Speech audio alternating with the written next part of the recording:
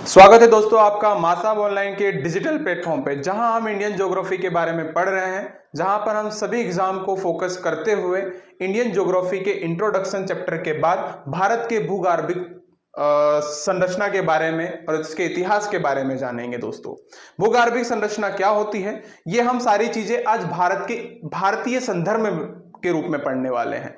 वैसे हम भूगर्भिक संरचना के बारे में अगर देखें तो भूगर्भिक संरचना का मतलब यह होता है कि भूमि के अंदर किस तरह की संरचनाएं हैं, भूमि के अंदर जिस तरह की संरचनाएं होती है वो उसके बाहर जो उच्चावच होता है, किस तरह की वहां का भू आकृति होगी, धरातल होगी, किस तरह का वहां पे भारी आकार होगा, वो भी निर्भर करता है।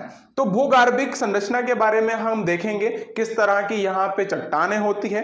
तो ये टॉपिक यहाँ पे बड़ा निकल के आता है, क्या सर आज हम भूपर्पटी के बारे में पढ़ने वाले हैं या क्रस्ट या कोर के बारे में पढ़ने वाले हैं?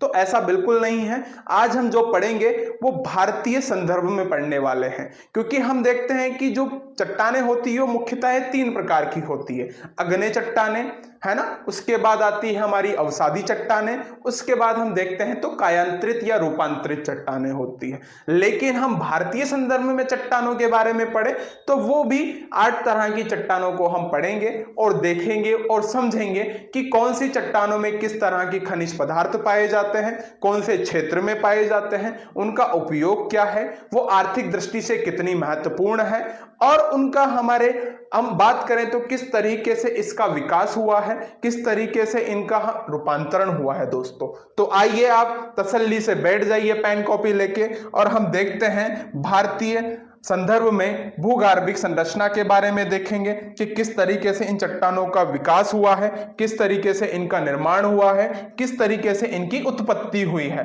तो देखते हैं और आगे बात करते हैं भारत भूगर्भिक संरचना के बारे में। अब ये मैंने पहले भी आपको बता दिया है कि भूगर्भिक संरचना क्या होती है। भू से मतलब होता है भूमि, यानी कि भूमि, और गार्भिक से मतलब होता है, गार्भिक से बात करें तो गर्भ, यानी कि भूमि के अंदर का किस तरीके से गर्भ है, उस तरीके से हम बात करेंगे, यानी कि आंतरिक रूप से किस तरह की हमारी पृथ्वी होती है उसके बारे में बात करेंगे।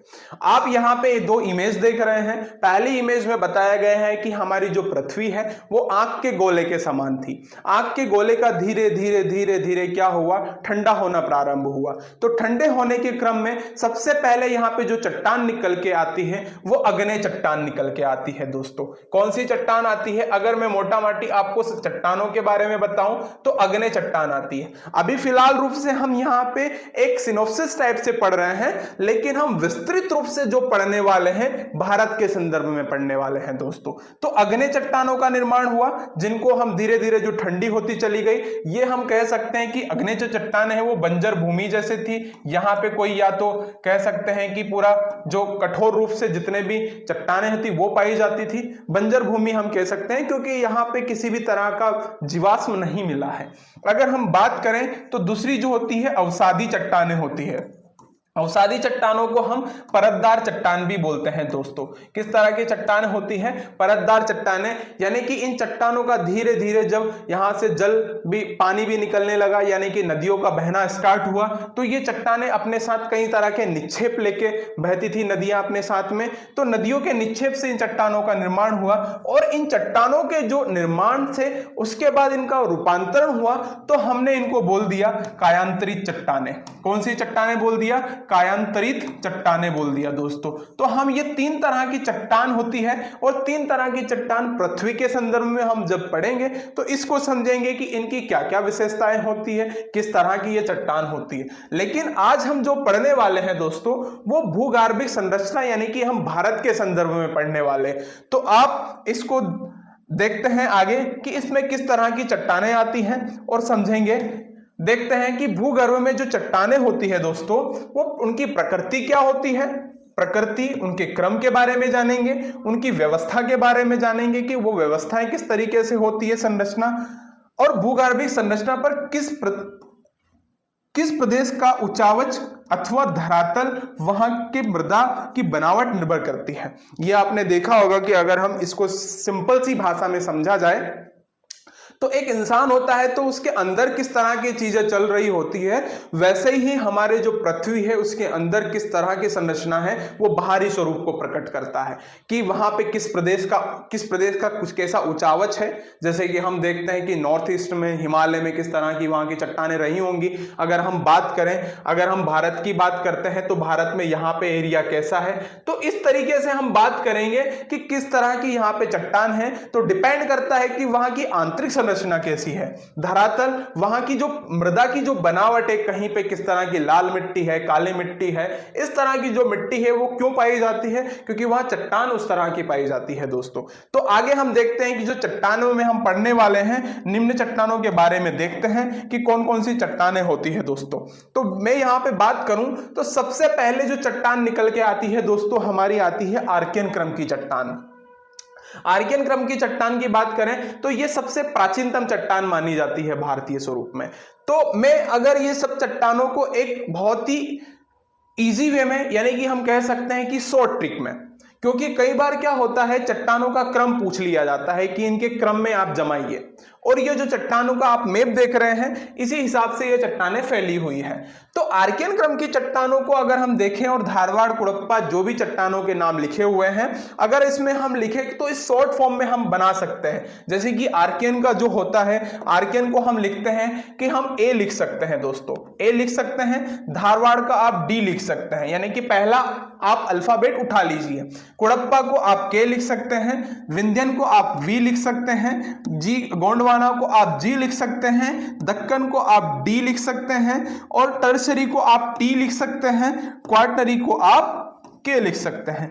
तो आप यहां के फर्स्ट अल्फाबेट को उठाकर एक शॉर्ट ट्रिक बन जाती है। कोई मैंने यहां पे जादू नहीं किया है, बट मैंने जो फर्स्ट नाम है, फर्स्ट अल्फाबेट का जो अल्फाबेट को उठा के यहां पे बस उसी को ऑर्डर में जमा दिया है, ए डी के वी जी डी टी के।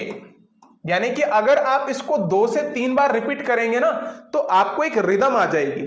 जब रिदम आ जाती है चीजें हम भुला नहीं पाते। फिर जैसे कि कोई गाना याद करते हैं ना, तो गाना हम एक रिदम में याद कर लेते हैं, तो गाने के हमें बोल याद रहते हैं। वैसे ही आप चट्टानों के बोल याद कर लो, ए डी के वी जी डी टी के, है ना, ए डी के वी जी डी टी के।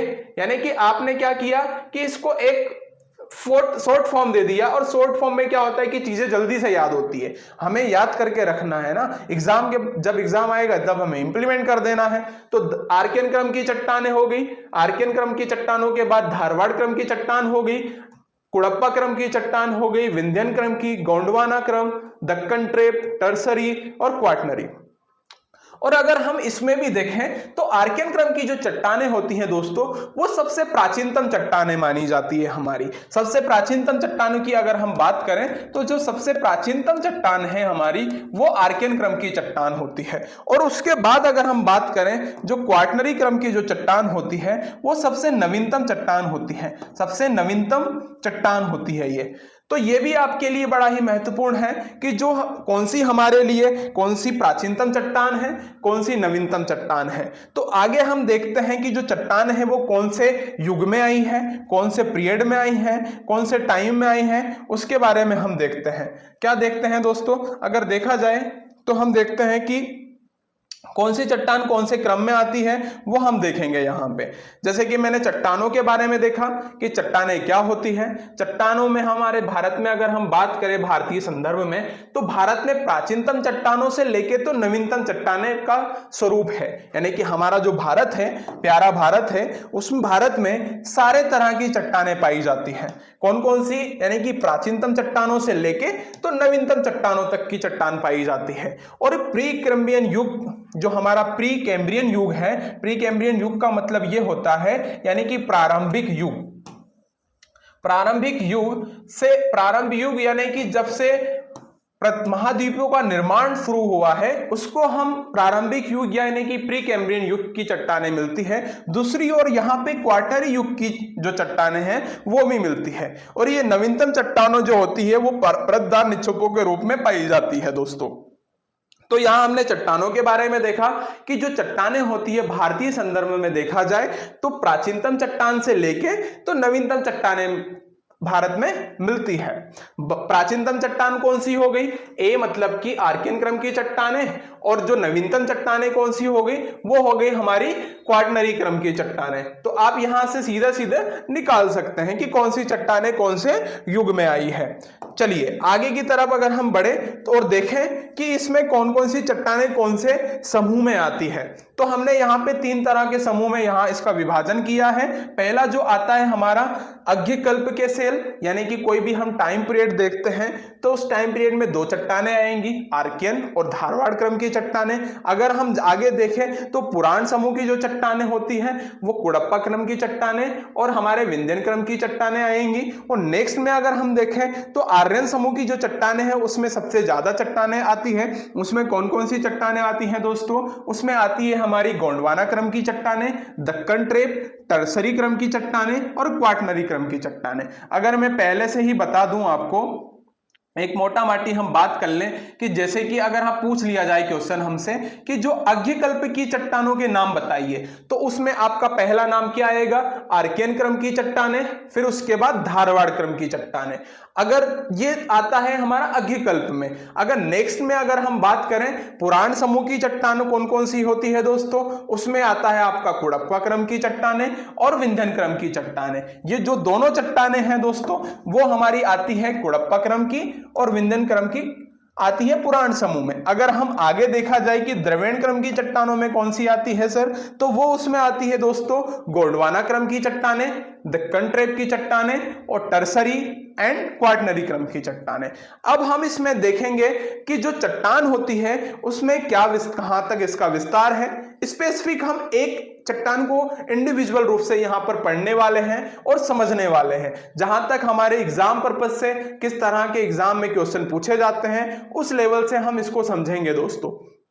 अगर हम सबसे पहले बात करें इसमें आर्कियन क्रम की जो चट्टानें होती है, ये हमने पहले भी बात कर चुके हैं कि ये सबसे पुरानी चट्टान होती है जिनका बहुत अधिक रूपांतरण हो चुका है। रूपांतरण कैसे कि ये सबसे पुरानी चट्टानें हैं। पृथ्वी का निर्माण जब शुरू हुआ तो पृथ्वी एक गोल तो है ही, उसके साथ साथ ये आंख के फॉर्म में थी, यानी कि आंख का गोला हुआ करती थी। आंख का गोला धीरे धीरे धीरे धीरे जब इसका ठंडा होना प्रारंभ हुआ तो इसका भी रूपांतरण यानी कि अग्नि चट्टानों का भी रूपांतरण प्रारंभ हो गया। और अगर आपको यहाँ पे मैप दिखाई दे रहा होगा, भारतीय मानचित्र दे रहा होगा, उसमें सारी चट्टानों के बारे में बताया गया है कि आर्कियन क्रम की जो चट्टानें हैं उनका एरिया क्या है। जो यहाँ पे अरावली रेंज आपको दिखाई दे रही होगी, अरावली रेंज के साथ साथ भारत मध्य प्रदेश का जो हिस्सा, छत्तीसगढ़ का कुछ हिस्सा, आंध्र प्रदेश का कुछ हिस्सा और यहीं इसी के साथ साथ तमिलनाडु, कर्नाटक, केरला वाला हिस्सा आपको बहुत अच्छे से समझ में आ रहा होगा कि यहां पे इसका विस्तार है। और आगे हम इसमें देखते हैं तो ये जो चट्टान है, जो आर्कियन क्रम की जो चट्टान है, ये अपने वास्तविक स्वरूप को अब खो चुकी है। वास्तविक स्वरूप क्या होता है सर? जिस तरीके से चट्टान का क्या हुआ, धीरे धीरे जब इसका रूपांतरण करना होना शुरू हुआ तो ये अपने मूल स्वरूप को खो चुकी है। अब किसी अन्य रूप में ये पाई जाती है और इसका पता लगाना बहुत मुश्किल है कि ये चट्टान आर्कियन की है या फिर किस क्रम की चट्टान है। आगे हम देखते हैं कि विस्तार इसका कहां पे हमने बात की, कर्नाटक, तमिलनाडु, आंध्र प्रदेश, मध्य प्रदेश, छत्तीसगढ़, ओडिशा, छोटा नागपुर का पठार, झारखंड के साथ साथ राजस्थान के जो दक्षिण पूर्वी क्षेत्र है, अगर हम बात करें यहां पे ये चट्टान फैली हुई है दोस्तों।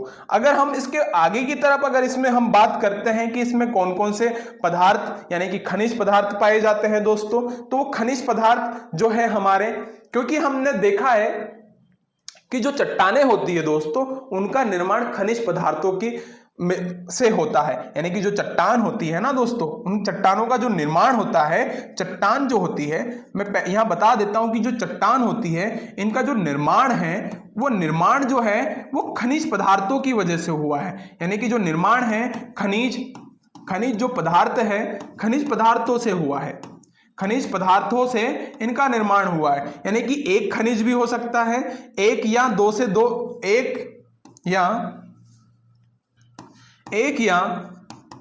अधिक खनिजों से इसका निर्माण हुआ है दोस्तों, एक या अधिक खनिज पदार्थ से इनका निर्माण हुआ है।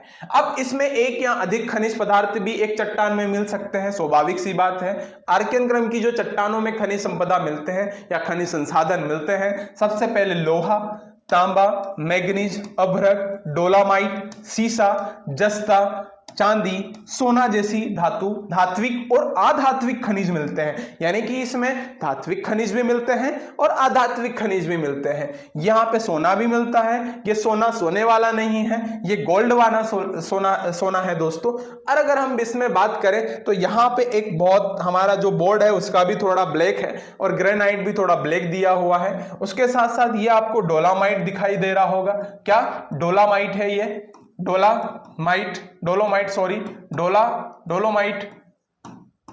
डोलोमाइट हो गया। ये आपको बिस्किट दिखाई दे रहे होंगे, लेकिन ये खाने वाले बिस्किट नहीं है, ये गोल्ड वाले बिस्किट है दोस्तों। ठीक है, आगे की तरफ अगर हम बढ़े इसमें तो देखते हैं कि जो चट्टान हमारी निकल के आती है वो धारवाड़ क्रम की चट्टान निकल के आती है दोस्तों। तो धारवाड़ क्रम की जो चट्टान है इसका निर्माण कैसे हुआ है? तो इसका जो निर्माण होता है हम क्रम देखते हैं। हमने क्रम देखा था, क्रम क्या था हमारा? ए के बाद क्या आता है दोस्तों? ए के बाद जो आता है हमारा बी नहीं आता, ए के बाद आता है डी। हम चट्टाने पढ़ रहे हैं, एबीसीडी नहीं पढ़ रहे हैं, हम पढ़ रहे हैं चट्टानों के बारे में। तो हमने क्या देखा? ए के बाद आर्कियन के बाद डी आता है, यानी कि धारवाड़ क्रम की चट्टान आती है। तो यहां हम समझते हैं कि जो आर्कियन क्रम के जो प्राथमिक चट्टानों, मतलब कि हम बोल सकते हैं कि प्राथमिक चट्टानें कौन सी हो गई? आर्कियन क्रम की चट्टान हो गई। तो उनके अपर्दन और निक्षेपण से बनी परतदार चट्टान होती है, यह अत्यधिक रूपांतरित हो चुकी होती है। यानी कि हम पहले देख चुके हैं कि वो जो चट्टानें होती है अब आर्कियन क्रम की चट्टानें हो गई, उसके बाद धारवाड़ क्रम की चट्टानें हो गई। तो ये सबसे ज्यादा रूपांतरित हो गई, यानी कि रूपांतरित यानी कि रूप धन आंतरित, यानी कि अपने रूप को बदल चुकी है। इनमें जीवाश्म नहीं पाए जाते हैं, यानी कि हम देखते हैं स्वाभाविक सी बात है कि एक बंजर भूमि है, बंजर भूमि में कहां से इतना कठोर भूमि है, इतना आग के गोले के समान है, बहुत मैग्मा भरा हुआ है, तो इसमें जीवाश्म का होना इतना पॉसिबिलिटी संभव है नहीं। लेकिन हम बात करें कि ये जो चट्टानें होती है जिनका जन्म जो है धारवाड़ क्रम की चट्टान का जो जन्म है वो धारवाड़ के एक जिले में हुआ है और उसी के नाम पे इसका नाम क्या रखा गया है? धारवाड़ क्रम की चट्टान रखा गया है दोस्तों।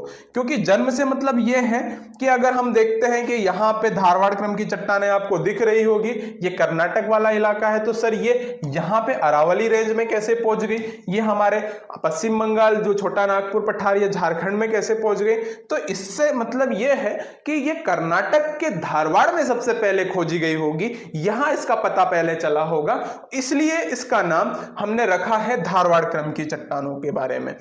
तो ये चट्टान जो है कर्नाटक के धारवाड़, बेलारी व शिमोगा जिलों में हुआ है और धारवाड़ जिले के नाम पर ही चट्टानों का नाम धारवाड़ क्रम की चट्टान पड़ा है। अगर हम इसको देखा जाए तो धारवाड़ क्रम की चट्टान जो है आर्थिक दृष्टि से बहुत महत्वपूर्ण होती है दोस्तों। आर्थिक दृष्टि से सबसे ज्यादा महत्वपूर्ण कौन सी चट्टान होती है? धारवाड़ क्रम की चट्टान होती है। अगर हम आगे इसमें देखते हैं कि इस चट्टान में कौन कौन से खनिज पदार्थ पाए जाते हैं, कौन से आधात्विक खनिज पाए जाते हैं, तो इसमें हम देखते हैं कि इसमें हमारा जो है क्षेत्र अगर हम देख लें, अगर हम प्रायद्वीप और भाई प्रायद्वीप दोनों में पाई जाती है, अरावली श्रेणी में पाई जाती है। इसमें हमने यहां भी मैप डाल लिया ताकि आपके लिए थोड़ा सा आसान हो जाए। और ये जो चट्टान होती है दोस्तों, ये चट्टान जो होती है आर्थिक दृष्टि से सबसे महत्वपूर्ण भी होती है। हमने बोला था कि ये आर्थिक दृष्टि से सबसे महत्वपूर्ण होती है। और जो इसका इलाका देके रखा है, अरावली श्रेणियां देके रखी है, बालाघाट, रीवा, छोटा नागपुर का पठार आदि क्षेत्रों के अलावा लद्दाख, जास्कर, कुमाऊं पर्वत है ना, स्पीति घाटी के निकट पाई जाती है। और ये वेरी वेरी इंपॉर्टेंट है कि ये जो चट्टान होती है ये आर्थिक दृष्टि से सबसे महत्वपूर्ण चट्टानों में से एक है। आगे की तरफ हम बढ़ते हैं और देखते हैं कि ये हमारी जो चट्टान है इसमें कौन कौन से खनिज पदार्थ पाए जाते हैं। कौन कौन से खनिज पदार्थ पाए जाते हैं दोस्तों? तो इसमें सोना, मैग्नीज, लोहा, लोहे के साथ साथ हम देखते हैं कि लोहे के साथ साथ यहाँ पे हमारा तांबा भी है, तांबा, टंगस्टन, क्रोमियम, तथा जस्ता आदि इन्हीं चट्टानों से मिलता है।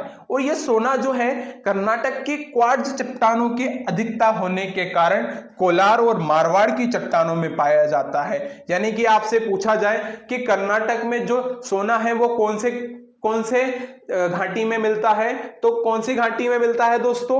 ये कोलार व मारवाड़ की घाटियों में अधिक मिलता है। ऐसे क्वेश्चन पूछे गए हैं पुराने एग्जाम्स में और पूछने की संभावना भी है कि कोलार की जो खदान है वो किसके लिए फेमस है, तो वो सोने के लिए फेमस है। सोना मतलब कि गोल्ड वाला सोना दोस्तों, यहां आप कंफ्यूजन नहीं होइएगा, मतलब कंफ्यूजन होने की कोई बात ही नहीं है, लेकिन ये गोल्ड वाला सोना है।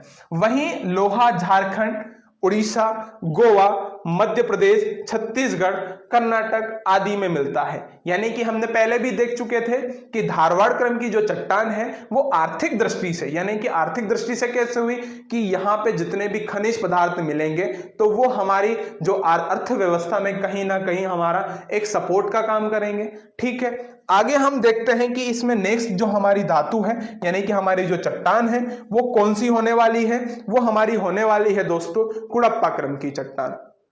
और हमने देखा है कि एक चट्टान के बाद जो दूसरी चट्टान का जो निर्माण आता है, विकास होता है, वो क्रम आता है उस चट्टान के अपर्दन या निक्षेपण से होता है। तो उसी तरीके से हम कुड़प्पा क्रम की जो चट्टान देखते हैं वो धारवाड़ क्रम की चट्टानों के अपर्दन से होता है। यहां पे लिखा हुआ है कि जो धारवाड़ क्रम की जो चट्टान है उनके अपर्दन से व निक्षेपण से इनका रूपांतरण होकर इन चट्टानों का निर्माण हुआ है और इनमें जीवाश्म का अभाव होता है। हम बात करें ए, डी, के, अब हम के तक पहुंच चुके हैं, है ना। एबीसीडी में हम कहां तक पहुंच चुके हैं? चट्टानों में के तक पहुंच चुके हैं। तो ए में भी जीवाश्म नहीं पाया जाता है, डी में भी जीवाश्म यानी कि धारवाड़ में भी जीवाश्म नहीं पाया जाता है और कुड़प्पा में भी जीवाश्म नहीं पाया जाता है। इतना हमने देख लिया, समझ लिया। आगे हम देखते हैं कि इसमें जीवाश्म का अभाव होता है। वही नामकरण जो है, इसका नामकरण इसलिए महत्वपूर्ण होता है कि ये कहाँ इसका जन्म हुआ, कहाँ सबसे पहले पाई गई। तो आंध्र प्रदेश के कुड़प्पा जिले के नाम पर हुआ है। यहाँ विस्तृत क्षेत्र में पाई जाती है, सबसे पहले यही देखा गया होगा, इसीलिए इस क्षेत्र के नाम पे इसका नाम, चट्टान का नाम रख दिया है। यहाँ पे हम देख रहे हैं कि कुड़प्पा क्रम की चट्टानों को देख रहे हैं, विंध्यन क्रम की चट्टानों को यहाँ पे स्किप कर दीजिएगा आप। नेक्स्ट में जो हम देखेंगे वो विंध्यन क्रम की चट्टान होगी। तो यह चट्टान जो है आंध्र प्रदेश, छत्तीसगढ़, राजस्थान, हिमालय के कुछ क्षेत्रों में पाई जाती है। ठीक है, इसमें जो सेल होते हैं यानी कि जो चट्टानें होती है क्वार्टजाइट होती है। क्वार्टजाइट प्लेट चूने के पत्थर की चट्टानों से बनी होती है। कैसे बनी होती है दोस्तों? जो क्वार्टजाइट प्लेट से बनी होती है, चूने के पत्थर से बनी होती है ये चट्टानें। आगे अगर हम देखें तो बात करें कि नेक्स्ट में हम देखते हैं कि ये चट्टानें जो होती है ये किस तरीके से महत्वपूर्ण होती है। तो हमने देखा कि ये धारवाड़ चट्टानों की अपेक्षाकृत आर्थिक दृष्टि से इतनी महत्वपूर्ण नहीं होती जितनी कि धारवाड़ क्रम की चट्टान होती है। इसमें क्या होता है? लोहा होता है, मैग्नीज होता है और ये कर्नूल जिले में पाया जाता है जो कि आंध्र प्रदेश का एक जिला है। आंध्र प्रदेश का एक जिला है कह सकते हैं हम। आगे अगर हम देखें इसमें तो हम बात करें, हमारी जो चट्टान आती है वो विंध्यन क्रम की जो चट्टान आती है। विंध्यन क्रम की चट्टान जिसका निर्माण जो है विंध्याचल के नाम पर रखा गया है, जिसका नाम क्या है? विंध्याचल के नाम पर रखा गया है। और विंध्यन क्रम की जो चट्टान होती है इसमें हम देखते हैं कि कई सारी जो इमारत है भारत में उनको बनाया गया है, कई सारे स्तूप है, उनका निर्माण इसी चट्टान के पत्थरों से मिलकर बना है। तो इसको ऐतिहासिक चट्टान के रूप में इसलिए देखते हैं क्योंकि जितने भी ऐतिहासिक मस्जिद बोल लें, आप स्तूप बोल लें या फिर आप कोई भी लाल किला जैसी चीजें जिनका निर्माण विंध्यन क्रम की चट्टानों से हुआ है, वो चट्टान के बारे में हम देखते हैं कि इसका जो नाम है विंध्याचल के नाम पर पड़ा, जो कि मध्य प्रदेश का एक विंध्याचल श्रेणी है, वहां से इसका नाम लिया गया है विंध्यन क्रम की चट्टानें। ये जो चट्टानें होती है दोस्तों परतदार चट्टान होती है। और परतदार के बारे में हम बात कर चुके हैं कि जो अवसादी चट्टान होती है यानी कि जो चट्टानें जो होती है निक्षेपण से जिनका निर्माण हुआ है वो परतदार चट्टान है। जल निक्षेप द्वारा यहाँ पे लिखा हुआ है कि जल निक्षेपों के द्वारा इन चट्टानों का निर्माण हुआ है, जल निक्षेपों के द्वारा हुआ है। दूसरी चीज हम देखते हैं कि यहाँ जो चट्टान है पूर्व में बिहार के सासाराम व रोहतास क्षेत्र से लेकर दक्षिण में पश्चिम में राजस्थान के चित्तौड़गढ़ क्षेत्र तक व तथा उत्तर में आगरा, यहां प्रदेश दक्कन से लेकर दक्षिण में होशंगाबाद तक विस्तृत है।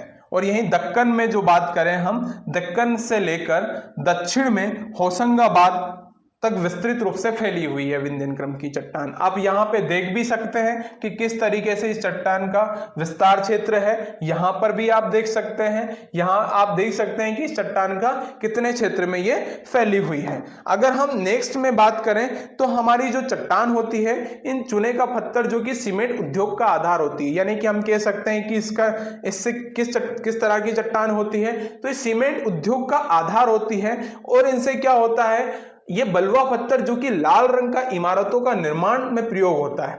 इसमें एक बात करें इस चट्टानों में, तो बलुआ पत्थरों होती है इस चट्टान में। बलुआ पत्थर एक होता है जो कि लाल रंग का होता है, जिसका निर्माण लाल किले का निर्माण में भी किया गया, जिसका प्रयोग वो चट्टानें हैं जिसमें सांची का स्तूप, मतलब अगर हम बात करें उपयोग में, तो इसका उपयोग कहां पे किया गया है, सांची का स्तूप, लाल किला, जामा मस्जिद, इन्हीं पत्थरों से बनी हुई है। क्वेश्चन पूछा गया है और पूछा भी जा सकता है कि जो इन सभी हम नाम दिए हुए हैं, सांची का स्तूप, लाल किला, जामा मस्जिद, का निर्माण किस चट्टान से निर्माण किया गया है, विंध्यन क्रम की चट्टानों से किया गया है। चीनी मिट्टी, अग्नि प्रतिरोधक मिट्टी प्राप्त होती है। इन चट्टानों से जो है पन्ना, गोलकुंडा से हीरा प्राप्त होता है। दोस्तों वेरी वेरी इंपॉर्टेंट है कि यहाँ पे पन्ना, हमारा जो मध्य प्रदेश में एक जिला है पन्ना, गोलकुंडा से हमें हीरा प्राप्त होता है। दोस्तों तो अब अगर हम आगे की तरफ इसमें बढ़ते हैं और देखते हैं कि जो हमारी नेक्स्ट जो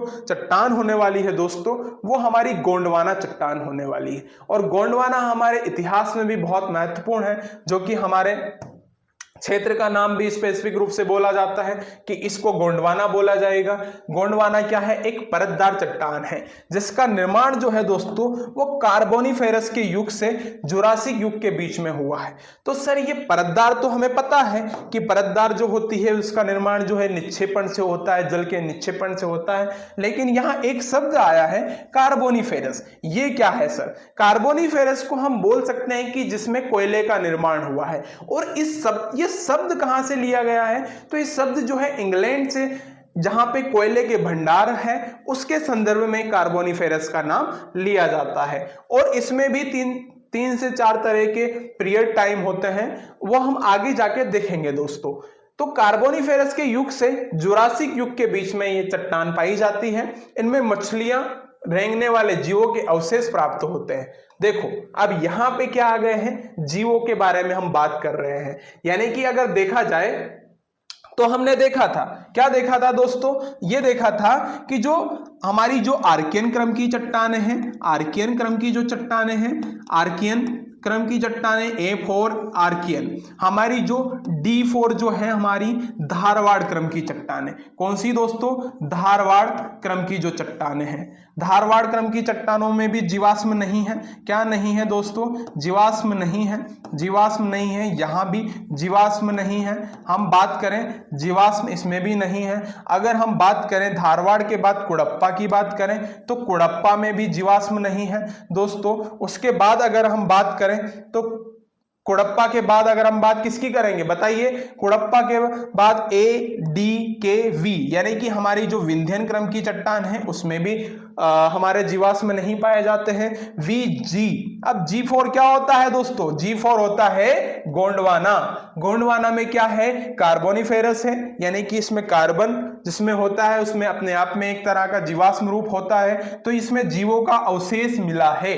यहां पे क्या प्राप्त हुआ है दोस्तों, जीवों का अवशेष प्राप्त हुआ है। यह चट्टानें कोयले के लिए विशेष महत्वपूर्ण है। और मैंने बात भी बताई है कि जो कार्बोनिफेरस जो वर्ड है वो इंग्लैंड के संदर्भ में लिया जाता है, क्योंकि वहां पे कोयले के भंडार इसी रूप में पाए जाते थे, तो वहीं से इस शब्द को गढ़ा गया है दोस्तों। अगर हम आगे इसमें बात करें और समझें कि जो गोंडवाना क्रम की जो चट्टान है दोस्तों, वो कहाँ पाई जाती है और कौन से क्षेत्र में पाई जाती है, इसमें हमने मैप में देखा है तो यहाँ पे कच्छ देख के रखा हुआ है, यहाँ पे गुजरात का कुछ हिस्सा देख के रखा है, मध्य प्रदेश का देख के रखा हुआ है, कुछ छोटा नागपुर का पठार देख के रखा हुआ है, यहाँ पे भी कुछ हिस्सा छत्तीसगढ़ आंध्र प्रदेश वाला इलाका इन्होंने देख के रखा है। तो इस वाले जो पूरे जो टाइम इसमें हम क्षेत्र देख रहे हैं, ये हमारे जो क्षेत्र है पूरे के पूरे, ये कहीं ना कहीं हमारे जो क्षेत्र है दोस्तों, वो क्षेत्र सारे के सारे जो होते हैं वो हमारे गोंडवाना क्रम की चट्टानों के रूप में आते हैं। ये सारे आप क्षेत्र देख रहे होंगे, ये क्षेत्र जो है गोंडवाना क्रम की चट्टानों के रूप में संदर्भित है। यहाँ पे आगे हम देखें और समझें कि जो चट्टानें होती हैं वो कहाँ कहाँ फैली हुई है। नाम में हम समझ सकते हैं, इसके नाम कौन कौन से हैं दोस्तों। अगर हम देखते हैं कि इसका निर्माण जो है घाटियों में एकत्र होने वाले पदार्थ से हुआ है। घाटियां यानी कि क्या होती है, नदियां अपने साथ बहुत सारा निक्षेप बहा करके लाती हैं और वहां जमा कर देती हैं। तो घाटियों से हुआ है दामोदर, महानदी, गोदावरी, उसकी सहायक नदियां, कच्छ की काठियावाड़ तथा पश्चिम राजस्थान में इन चट्टानों का सर्वोत्तम रूप मिला हुआ है। हमने देखते हैं कि ज्यादातर जो कोयला है वो नदी के किनारे या नदी घाटी में पाया जाता है। क्योंकि क्या होता है कि हमने स्टार्टिंग में जब स्टार्ट किया था तो अब देखा था कि जो चट्टानें होती है वो रूपांतरित चट्टानें होती चली जाती, यानी कि कुछ परतदार चट्टान होती है जो कि कट के अपना जो रूप बदल लेती है, और कुछ जो चट्टान होती है जो नदियों के साथ बह जाती है और अपना स्वरूप बदल लेती है। तो उसी चट्टानों में हम देखते हैं कि ये चट्टानें जो हैं दामोदर, महानदी, गोदावरी की घाटियों में जाके जमा हो गई और यहीं से हमें कोयले के रूप में यहाँ से खनिज पदार्थ मिलता है दोस्तों। आगे की तरफ हम देखें तो हमारा जो आता है, आज हम इस टॉपिक को यहीं खत्म करते हैं दोस्तों। आशा करता हूं कि ये आपको समझ में आ रहा होगा। नेक्स्ट वीडियो में हम इसके डिटेल जितने भी चट्टानें हैं उसके बारे में हम देखेंगे। आशा करता हूं आपको ये समझ में आया होगा। धन्यवाद, थैंक यू सो मच।